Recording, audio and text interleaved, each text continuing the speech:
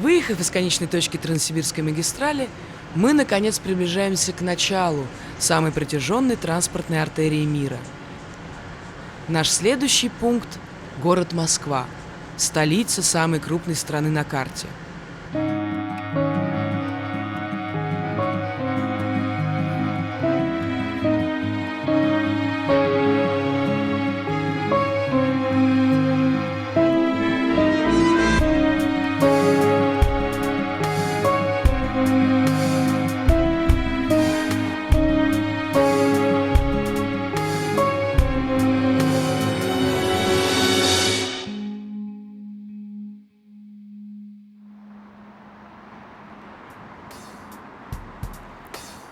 В Москве сохранилось много напоминаний о советской эпохе, без которых невозможно представить современной столицы.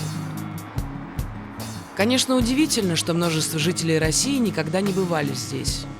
Но эта страна настолько огромна, что для большинства добраться до столицы – это так же недосягаемо, как отправиться, например, на другой континент – в Австралию или Америку.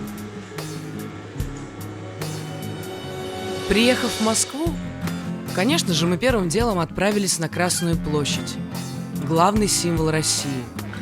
Именно здесь, в мавзолее, находится святыня советской эпохи – тело Владимира Ленина. Унеслись за башни облака, солнце златоглавое печет, и живая пестрая река к мавзолею медленно течет. Непривычно глазу моему, где ее конец, не различишь. Тянется на площади к нему очередь, длиннее, чем Аргиш. Бой курантов и моторов шум. Кажется, что жду давным-давно столько разных душ, сердец и дум. Чувство же у всех сейчас одно. От волнения захватило дух. Я схожу по каменным ступеням. Наконец-то, вот он. Здравствуй, Ленин. То, что мы они перезахоронят, от этого история не изменится. Наоборот, вот возьмите, например, любые улицы, города изменили, что от этого там шикарная жизнь стала. Наоборот, все было, остается в таком же отвратительном положении и состоянии. Да. Поэтому вынос Ленина, это, наоборот, на руку будет, можно сказать, буржуазии, которая еще сидит на денежных мешках, около 150 миллионов. И удар по простому народу, да, который свято верил в светлые идеалы ленинских тезисов, и вдруг его перезахоронят. У человека должен быть какой-то идол, какая-то икона, на что-то он должен молиться. Должна быть святыня, да. И египетская мифология такая. Человек состоит из тела, души и искры Божией. Когда он умирает, душа летает, а искра Божия тоже сопровождает его. И он, эта душа, творит все свои деяния хорошие, пытается, которые она не успела за время своей жизни натворить на земле, хорошие деяния.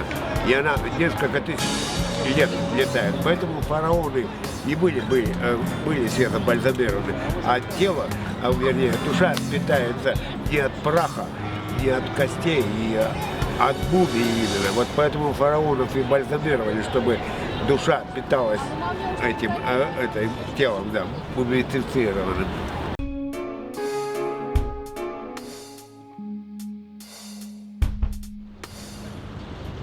На то, чтобы добраться из Владивостока до Санкт-Петербурга, мы потратили целый месяц, делая остановки в городах на нашем пути.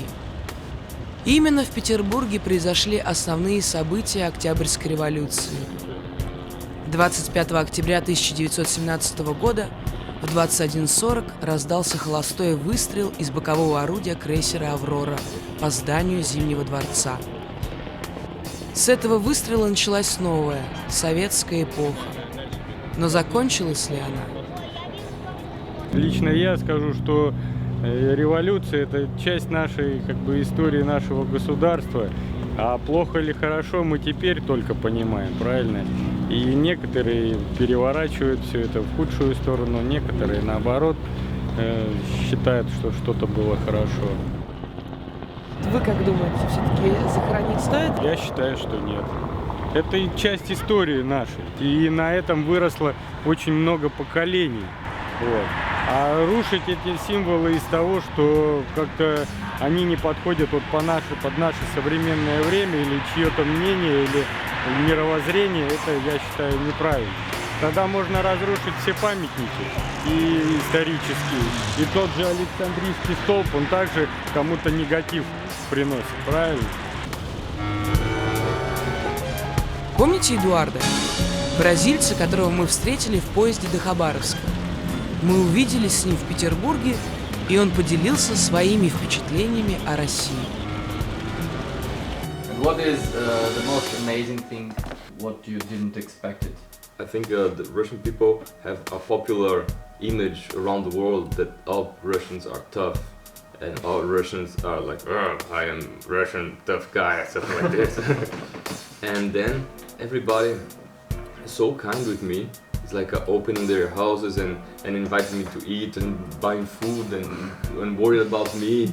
And this is not something like from one city on the other. I think this is from all Russia. I felt people very warm and not cold. I had the expectations to have a more regular answer and opinion from people, and I could see that like out of the country, out of Russia, it is exactly the same inside. You don't have like all the people talking the same thing. It's very how can I say, a variant. Like you have people that love Putin, you have people that hate Putin, you have people that will say, Putin, I don't care about Putin.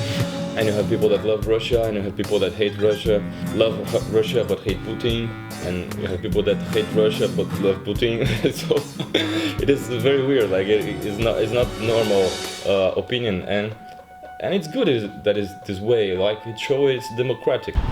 Мы стоим с вами на улице Ленина. В отличие от большинства улиц Ленина в нашей необъятной родине, она действительно может по праву так называться, потому что это улица, где Ленин действительно жил. Хоть жил он здесь и недолго, 3 месяца всего. Немножко чего-то не хватает, да, как-то? Дело в том, что, как нетрудно догадаться, был барельеф. Вот. Потом остались дырки от барельефа, а сейчас, как вы видите, эти дырочки замазаны в стиле такого неоконцептуализма, да, такого современного, немножко кандинского, немножко Поллока. Вот. Таким образом, Ленин шагает в ногу со временем, с современным искусством, и, наверное, действительно от него воплоти, да, осталась эта идея Ленина, треугольник. Мы можем видеть здесь рабочих, крестьян, да, Маркс, Энгельс, Ленин.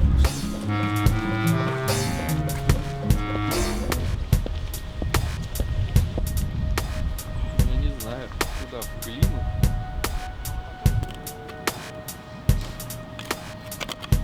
Материал этого сериала был снят более 10 лет назад.